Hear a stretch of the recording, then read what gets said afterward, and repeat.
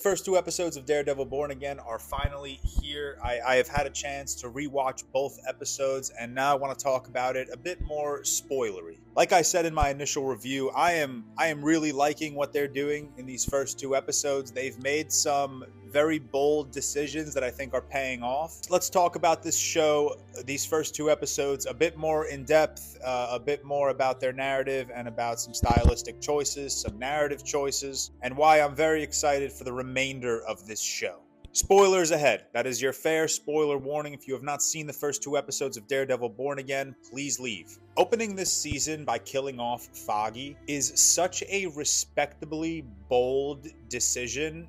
It almost makes me want to stand up and applaud. I don't necessarily agree with the decision. I loved Foggy. I loved his dynamic with Matt. But for an MCU show, setting that dark tone and insane standard for this show almost immediately is just so admirable. It's a level of risk-taking I feel like the MCU has strayed away from recently. Everything about that opening sequence, Matt throwing Poindexter off the roof, loved it. Genuinely, maybe one of my favorite sequences in MCU history. And like we sort of expected, there was that bit of a time jump. And this is where I think the show lost a lot of people, but really earned my respect. I don't think I ever expected this to be a direct continuation of the original Daredevil Netflix show. I think we knew we were going to end up entering Matt and Wilson's life at a very different point. Both of them are at different stages of their careers. Wilson is running for mayor and he eventually wins. And that's what I loved about episode 1. It set up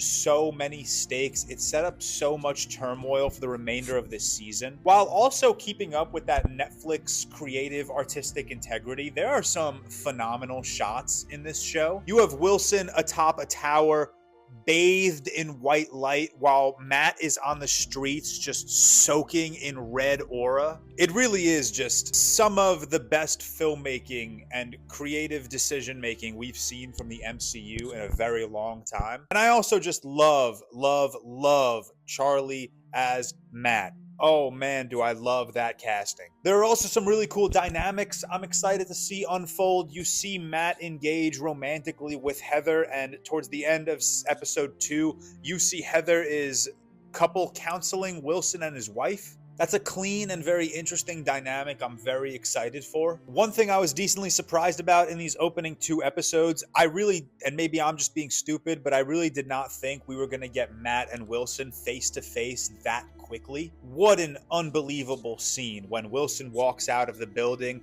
all of the sound cuts out and you just see the two of them standing face to face. And then they walk away in slow motion. I'm